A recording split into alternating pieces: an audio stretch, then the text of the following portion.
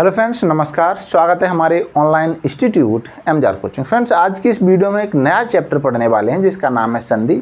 और अक्सर बच्चों के यहाँ से डाउट क्लियर नहीं हो पाते हैं कि सर कई बार वीडियो को टीचर से पढ़ने के बावजूद भी हम संधि के सारे क्वेश्चंस नहीं लगा पाते हैं। लेकिन आज हमारे यहाँ से, हमारे इस चैनल से जब आप संधि को पढ़ेंगे, निश्चय ही प्रत्येक क्वेश्चन आप क्लियरली यानी आंसर लगा पाएंगे, टिक कर पाएंगे। ठीक है, तो आज की इस वीडियो में हम समझेंगे संधि को, क्या क्या संधि है, क्या इसका शाब्दिक अर्थ क्या होता है, इसका मतलब क्या है ना, किताबों में किस तरीके से डेफिनेशंस दी होती हैं, इसका वर्गीकरण किस आधार पर किया गया है। इन सारे टॉपिक को एक एक करके हम आज क्लियर करने वाले हैं। ठीक है, तो सबसे पहले हम संधि पढ़ेंगे। और एक महत्वपूर्ण चीज़ ये है यहाँ पर कि यदि आपने इससे पहले वर्णमाला नहीं पढ़ी हुई है तो आप इससे पहले हमने जो वीडियो बनाई हुई है वर्णमाला की, छोटी छोटी वीडियो में हमने पूरे वर्णमाला को बहुत बेहतर तरीके से क्लियर किया हुआ है। उन सारी वीडियो को आप देख लीजिए ताकि संधि का जो टॉपिक है यानी ये चैप्टर आपको बहुत बेहतर तरीके से क्लियर हो जाए। कारण क्या है कि जो वर्णमाला होता है ना, वर्णमाला से ही हमारी जो संधियां हैं, संधियों में होता क्या है, संधि में वर्णों का मेल होता है। जब आपको वर्णों का अध्ययन आपने नहीं किया होगा, आपको वर्ड पता नहीं होंगे क्या होता है, तो यहाँ पर थोड़ा सा आपको डाउट रह जाएगा। ठीक है, तो इससे पहले की वीडियो आप वर्णमाला को जरूर पढ़ लीजिएगा। और आज की इस वीडियो में हम स्टार्ट करेंगे कि संधि है क्या आखिर और किस तरीके से काम करते हैं, कि रियल स्ट्रक्चर अपने माइंड में बनाएंगे। ठीक है, तो सबसे पहले हम यहाँ पर लिखते हैं संधि। संधि कहते क्या है, इसका मतलब क्या होता है, इस चीज़ों को भी समझना है। ठीक है, तो सबसे पहले हम यहाँ पर लिखेंगे संधि। ठीक है भाई, यहाँ पर लिख लेते हैं संधि। अब संधि का यदि हम अर्थ दूसरा समझाएं, यदि दूसरे शब्दों में से कहें तो हम कह सकते हैं संधि का मतलब है मेल या क्या है, जोड़। ठीक है, मेल या जोड़, यानी मेल या जोड़, इसी को हम क्या कहते हैं, संधि कहते हैं। अब एक स्ट्रक्चर बनाइए अपने माइंड में ताकि क्लियरली चीज़ें आपकी बेहतर तरीके से क्लियर हो पाए। मान लो यहाँ से जो मेल होता है, जो जोड़ होता है, वो होता किसका है, दो शब्दों के वर्णों का मेल होता है। जैसे मान लो दो शब्द दिए होंगे इस तरीके से। ठीक है, यहाँ दो शब्द दिए होंगे, एक शब्द ये होगा, एक शब्द ये होगा। इसका जो लास्ट वाला वर्ड होगा, वर्ड और शब्द क्या होता है, इसको हमने पहले जब वर्णमाला पढ़ाया वहाँ पर बहुत अच्छे से क्लियर किया है, वहाँ से आप समझ लेना। और यहाँ भी हम समझाने की कोशिश करते हैं। यहाँ क्या होगा, एक शब्द इधर होगा, एक शब्द इधर होगा। इसका लास्ट वाला वर्ड और इसका पहले वाला वर्ड, यानी इन्हीं को हम कहते हैं निकटवर्ती, यानी नज़दीक वाले। क्योंकि ये इस यहाँ पर है और ये यहाँ पर, तो यही सबसे ज़्यादा नज़दीक पड़ेंगे। इन्हीं को हम कहते हैं निकटवर्ती, यानी एक वर्ड यहाँ होगा, एक वर्ड यहाँ होगा। इन दोनों वर्णों से यानी ये दोनों शब्द मिलेंगे तब एक क्या होगा, एक नया शब्द बनेगा। ठीक है, एक नया बड़ा शब्द होगा।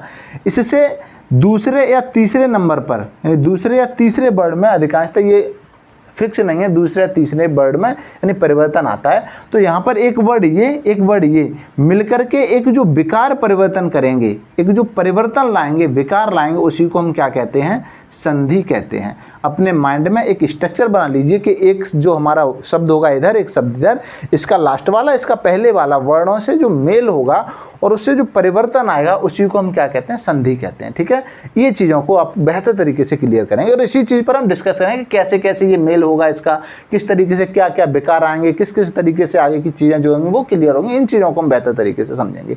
ठीक है, यदि इसी चीज़ को हम स्ट्रक्चर के माध्यम से इसको परिभाषा लिखें, किताबों में कई प्रकार से परिभाषाएं दी होती हैं, बट रटना नहीं है, चीज़ों को केवल समझना है। जब आप समझेंगे निश्चय ही आपका टॉपिक जो है वो बेहतर तरीके से क्लियर हो पाएगा। यदि इसी को हम एक परिभाषा के रूप में लिखें या बताएं किसी को, तो बता सकते हैं कि दो निकटवर्ती वर्णों के मेल से जो विकार आता है या जो परिवर्तन आता है, उसी को क्या कहते हैं, संधि कहते हैं। क्लियर हुआ पॉइंट। ठीक है, यानी ये ध्यान रखना, दो निकटवर्ती वर्णों के मेल से जो विकार उत्पन्न होता है, जो परिवर्तन होता है, उसी को हम क्या कहते हैं, संधि कहते हैं। अब संधि का मतलब क्या होता है, जोड़, यानी यहाँ पर जोड़ना ही होता है संधि। ठीक है, अब यहाँ पर कुछ चीज़ें और भी हम ध्यान रखेंगे, कई बार क्वेश्चंस पूछा गया है, उस चीज़ को भी हम क्लियर करेंगे। इसका जो संधि का जो संधि विच्छेद है, कई एग्जाम में ये पूछा गया है कि इसका संधि विच्छेद क्या होता है संधि का, तो इसका संधि विच्छेद होता है सम प्लस धे। ठीक है, ये किसका संधि विच्छेद है, स्वयं संधि का ही संधि विच्छेद है, सम प्लस धे बराबर संधि। ठीक है, ये होता है। इसका विलोम शब्द क्या होता है, तो इसका विलोम शब्द भी समझ लेते हैं, क्या होता है, विलोम शब्द। ठीक है, किसका विलोम, संधि का विलोम। तो इसका संधि का जो विलोम होता है वो क्या होता है, विच्छेद। ठीक है, इसको क्या कहते हैं, विच्छेद कहते हैं। किसका विच्छेद? संधि का, यानी संधि का विलोम विच्छेद और विच्छेद का विलोम संधि। ठीक है, इस चीज को आप बेहतर तरीके से यानी क्लियर करेंगे। ठीक है भाई, ये 2 पॉइंट आपको ध्यान में रखना है। संधि का मतलब होता है मेल या जोड़, दूसरा सम प्लस धी से बना हुआ है संधि, और इसका विलोम शब्द होता है विच्छेद, और विच्छेद का विलोम क्या होता है? संधि। ठीक है, इन चीजों को हम क्लियर करेंगे। आगे हमने चीजों को पहले हमने बताया था कि किस तरीके से यहाँ पर काम करेगा स्ट्रक्चर, उन चीजों को भी समझेंगे। अब यहाँ पर हम समझेंगे संधि कितने प्रकार की होती हैं। ठीक है, संधि के भेद अर्थात संधि के प्रकार, तो यहाँ पर लिख लेंगे संधि के भेद। ठीक है, संधि के भेद यानी कितने भेद होते हैं संधि के, तो इनको जो 3 भागों में मूल रूप से डिवाइड किया गया है। फिर स्वर संधि 5 प्रकार की होती है, उनको बाद में हम क्लियर करेंगे। पहले यहाँ पर हम समझेंगे संधि के भेद। तो संधि के जो भेद होते हैं बहुत अच्छे तरीके से मान के चलिए, इससे पहले आपने कहीं इस प्रकार से नहीं पढ़ा होगा। आपका एक एक पॉइंट बहुत ही बेहतर तरीके से क्लियर होगा। जो संधि के भेद होते हैं वो कितने होते हैं? 3 होते हैं। ठीक है, एक होता है आपका स्वर संधि। क्या होता है? स्वर संधि। ठीक है, एक क्या होता है? स्वर संधि। ठीक है, दूसरा क्या होता है? व्यंजन संधि। व्यंजन संधि बहुत ही बेहतर तरीके से माइंड में जाएंगी सारी चीजें, एकदम सीधी, यानी चीजों को रटना नहीं पड़ेगा। और एक होता है आपका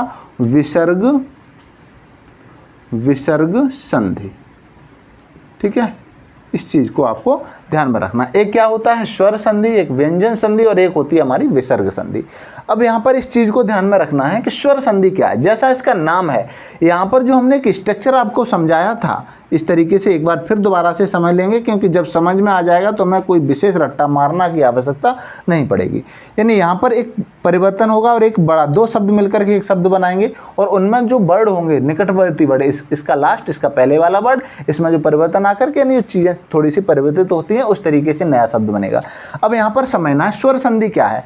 जब ये वाला वर्ड और ये वाला वर्ड क्या हो? स्वर, इधर भी स्वर हो, इधर भी स्वर हो, तब क्या होगा? स्वर संधि। ठीक है, यहीं से क्लियर होगा, आपको रटने की कोई आवश्यकता ही नहीं पड़ेगी यदि इस तरीके से समझेंगे। यानी ये वाला और ये जब दोनों स्वर होंगे, यानी स्वरों से मिलकर के जो परिवर्तन आ रहा होगा वो स्वर संधि होगा। ठीक है भाई, ध्यान रखना है। जब व्यंजन संधि, व्यंजन में क्या होगा? यहाँ पर हो जाएगा आपका व्यंजन। ठीक है, ये होगा व्यंजन, इधर स्वर भी हो सकता है और व्यंजन भी हो सकता है। जब व्यंजन का स्वर या व्यंजन से मेल होगा, वहां क्या होगी? व्यंजन संधि। कहने का मतलब समझो, अभी हम क्लियर कराएंगे पॉइंट को। विसर्ग संधि क्या होगा? यहाँ पर होगा विसर्ग। ठीक है, और इधर स्वर या व्यंजन कुछ भी हो सकता है। ठीक है भाई, स्वर या व्यंजन। और एक क्या था? स्वर था इधर भी, और दूसरा स्वर। अब यहाँ पर चीज़ों को क्लियर करते हैं।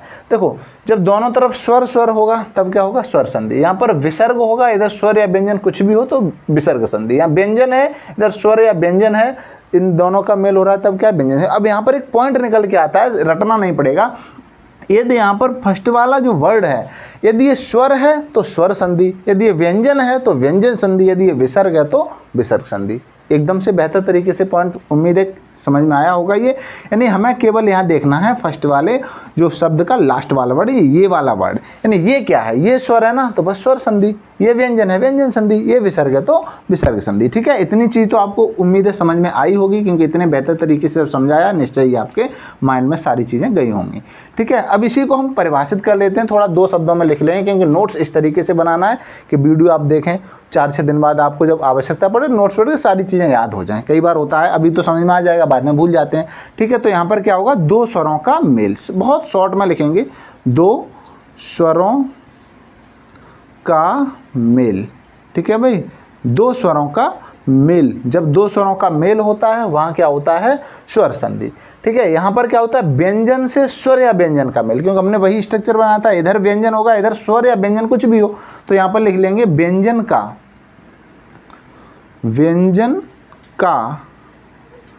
स्वर या व्यंजन से मेल। व्यंजन का स्वर या व्यंजन से मेल। ठीक है, यहाँ पर क्या हो जाएगा? व्यंजन संधि। यहाँ विसर्ग की बात करें तो यहाँ विसर्ग क्या होगा? यहाँ पर क्या हो जाएगा? विसर्ग का स्वर या व्यंजन से मेल। यहाँ क्या हो जाएगा, विसर्ग का स्वर या व्यंजन से मेल। यहाँ व्यंजन का स्वर या व्यंजन से मेल, यहाँ पर दोनों तरफ स्वर ही होंगे। इस चीज़ को तो आपने बेहतर तरीके से क्लियर किया होगा। एक शॉर्ट तरीके से और लिख लो, स्वर प्लस स्वर, ठीक है, दोनों तरफ स्वर होंगे। यहाँ क्या हो जाएगा, व्यंजन, व्यंजन प्लस स्वर या व्यंजन, कुछ भी हो सकता है, ठीक है। सेम इसी तरीके से यहाँ पर क्या हो जाएगा, विसर्ग, ठीक है, यहाँ क्या हो जाएगा, विसर्ग, विसर्ग से किसका, स्वर या व्यंजन, ठीक है। बहुत ही क्लियर तरीके से आपके सारे डाउट क्लियर होंगे। यहाँ पर क्या होगा, स्ट्रक्चर एक बना लेते हैं, ठीक है, बहुत ही बेहतर तरीके से आपकी सारी चीज़ें क्लियर होंगी। यहाँ क्या होगा भाई, एक ये फॉर्म होगा ना, इस फॉर्म में होगा ना संधि, यहाँ पर जो होगा और यहाँ होगा वो क्या होंगे, ये स्वर होगा और ये भी स्वर होगा। इससे जो परिवर्तन आएगा, स्वर संधि, ठीक है। यहाँ पर स्ट्रक्चर में क्या होगा, कुछ इस तरीके का होगा, ठीक है। यहाँ पर ये जो होगा वो क्या होगा, व्यंजन, और यहाँ पर जो होगा वो क्या होगा, स्वर या व्यंजन, कुछ भी हो सकता है। विसर्ग में क्या होगा, सेम स्ट्रक्चर एकदम बेहतरीन तरीके से, ठीक है, कि यूनिक वे में, ठीक है। यहाँ क्या होगा, विसर्ग, यहाँ क्या होगा, स्वर या व्यंजन, ठीक है। ये वाला विसर्ग होना है, ये स्वर या व्यंजन कुछ भी हो सकता है, ठीक है। यहाँ पर व्यंजन होना है और ये वाला स्वर या व्यंजन कुछ भी हो सकता है, ठीक है भाई। इन चीज़ों को आपको ध्यान में रखना है। अब हम एक एक एग्जाम्पल समझ लेते हैं ताकि हमारा ये कॉन्सेप्ट है ना एकदम से माइंड में एकदम से सेव हो जाए, सारी चीज़ें एकदम से क्लियर हो जाए, ठीक है। जैसे हमने लिया देव प्लस आलय, क्या लिया, देव प्लस आलय, ठीक है, देव प्लस आलय, ठीक है, देव प्लस आलय। अब यहाँ पर समझना है, देव, व इसमें अ छिपा हुआ होता है, अ का बलिदान होता है, ठीक है। अ और आ मिलकर के क्या बनेंगे, बड़ा आ। अभी हम आगे जब दीर्घ संधि, जब स्वर संधि को पढ़ेंगे ना, एकदम से अभी हो सकता है तुम्हें इस समय ना आए किस तरीके से हो गया ये, जब हम इसी स्वर संधि को स्पेशल रूप से पढ़ेंगे ना, एकदम से सारे कॉन्सेप्ट क्लियर हो जाएंगे, ठीक है। यहाँ पर क्या हो जाएगा, अ और आ मिलकर के क्या हो जाएगा, आ हो जाएगा, और आपका संधि हो जाएगी देवालय। देव प्लस आलय बराबर क्या हो जाएगा, देवालय, ठीक है। यहाँ पर ध्यान रखना। अब यहाँ पर बहुत से बच्चों के मन में ये आ रहा होगा कि सर यहाँ तो वह व्यंजन है, स्वर कहाँ है ये, ठीक है, और व्यंजन का किससे हो रहा है, स्वर से मेल हो रहा है, तब तो व्यंजन में होना चाहिए, व्यंजन संधि होना चाहिए। ये माइंड में चीज़ों को नहीं लाना, इसको भी हम डाउट को क्लियर कर देते हैं कि ये जो वह है ना, ये है आपका व्यंजन। और जब कोई भी वर्णमाला में जितने भी व्यंजन दिए हैं ना, वो पूर्ण रूप में व्यंजन लिखा है, तो समझ लेना बेटा कि इसमें एक स्वर का बलिदान है, आधा व प्लस अ, ये वर्ड विच्छेद कहते हैं इसको, ठीक है। हमने पिछली वीडियो में क्लियर भी किया है, बताया है वर्ड विच्छेद कैसे किया जाता है, यदि वीडियो को आपने देखा होगा तो वहां पर क्लियर हुई होंगी चीजें, ठीक है। यानी ये व लिखा है ना, व पूरा व, तो आधा व और अ ये मिलकर के तब व बनता है, ठीक है। यहाँ पर इक्वल लगा लेंगे, बराबर, ठीक है। तो यहाँ पर जो अ है ना, ये क्या है, स्वर, ये वर्ड है आपका, और अ किससे मिल रहा है, आ से, तो हो गया ना यहाँ आ, और हम मतलब दूसरा तीसरे वर्ड में परिवर्तन होता है, दूसरे वर्ड में आ गया वह, यानी ये मात्रा इस पर आकर के लग जाती है, देवालय हो गया, ठीक है। अब इसी तरीके से व्यंजन का हम एग्जांपल ले लेते हैं, जगत प्लस नाथ ले लेते हैं यहाँ पर, ठीक है। क्या हो जाएगा, जगत प्लस नाथ, ठीक है, जगत प्लस नाथ। अब यहाँ पर देखो हल लगा है ना, तो समझ लो अब ये व्यंजन है, इसमें स्वर का बलिदान नहीं हुआ है, इसमें स्वर आया नहीं है, केवल व्यंजन वर्ड है ये। अब जब हल लगा होगा यानी हलंत लगा होगा, तब क्या हो जाएगा, यानी ये क्या हो जाएगा, जगन्नाथ, जगन्नाथ, ठीक है। इस चीज़ को ध्यान में रखना है। यहाँ पर क्या है, हलंत लगा है, इसका मतलब ये व्यंजन है, यहाँ पर हो जाएगी व्यंजन संधि। यहाँ पर पूरा व्यंजन बना हुआ है, इसमें स्वर छिपा हुआ है, तो ये क्या हो गई आपकी स्वर संधि। एक ले लेते हैं विसर्ग संधि का, ठीक है। विसर्ग संधि में क्या हो जाएगा, नमः, नमः धन, नमः धन क्या हो जाएगा, नमः धन, सॉरी मनः धन योग, ठीक है, मनः, नमः नहीं लेंगे, मनः प्लस योग। अब यहाँ पर एक समझ लेना, ये मनः जो है इसमें देखो ये क्या है, व्यंजन, सॉरी विसर्ग। यहाँ पर विसर्ग है ना, पहले में विसर्ग आएंगी, इधर क्या है, स्वर या व्यंजन कुछ भी दिया हो, ठीक है। तो यहाँ पर क्या हो जाएगा, मना योग, ठीक है, मनो योग, मनोयोग, ठीक है। ये कंडीशन यानी इसकी हो जाएगी। यहाँ पर ये चीज़ों को आपको ध्यान में रखना है। अब इस चीज़ को आप बेहतर तरीके से इसके नोट्स बना लेंगे ताकि आपको याद करने में जो है थोड़ी आसानी हो जाएगी। ठीक है, क्लियर हुआ ये पॉइंट? उम्मीद है कि बहुत बेहतर तरीके से आज आप समझ पाए होंगे कि आखिर ये संधि जो है वो क्या होती है, इसका मतलब क्या होता है, ये 3 भागों में होता है, किस तरीके से स्ट्रक्चर फॉर्म में हमने चीज़ों को क्लियर किया है और बहुत बेहतर तरीके से आपके डाउट क्लियर हुए होंगे। अब हम इसी वीडियो में समझ लेते हैं स्वर संधि। स्वर संधि जो होती है ना वो कितने प्रकार की होती है? 5 प्रकार की होती हैं। इनके 5 प्रकार और कर लेते हैं, उसके बाद फिर अगली वीडियो में हम चीज़ों को क्लियर करेंगे। ठीक है भाई, तो ये जो है हम यहाँ पर समझेंगे स्वर संधि को कि स्वर संधि आखिर है क्या। ठीक है, और किस तरीके से यानी काम करती है, इन चीज़ों को भी हम क्लियर करेंगे। और ये मानिए, आप विश्वास कीजिए, इससे बेहतर आपने कहीं भी फ्री बैच में आपको ने हिंदी को नहीं पढ़ा होगा। नहीं तो ऑब्जेक्टिव क्वेश्चंस पढ़ाने वाले टीचर हैं, ऑब्जेक्टिव क्वेश्चन लेके आएंगे आपको।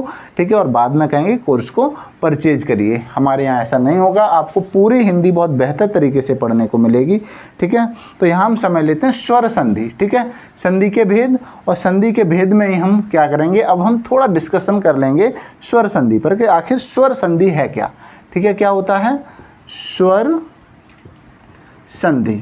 ठीक है, बहुत ही बेहतर तरीके से स्वर संधि कितने प्रकार की होती हैं? 5 प्रकार की।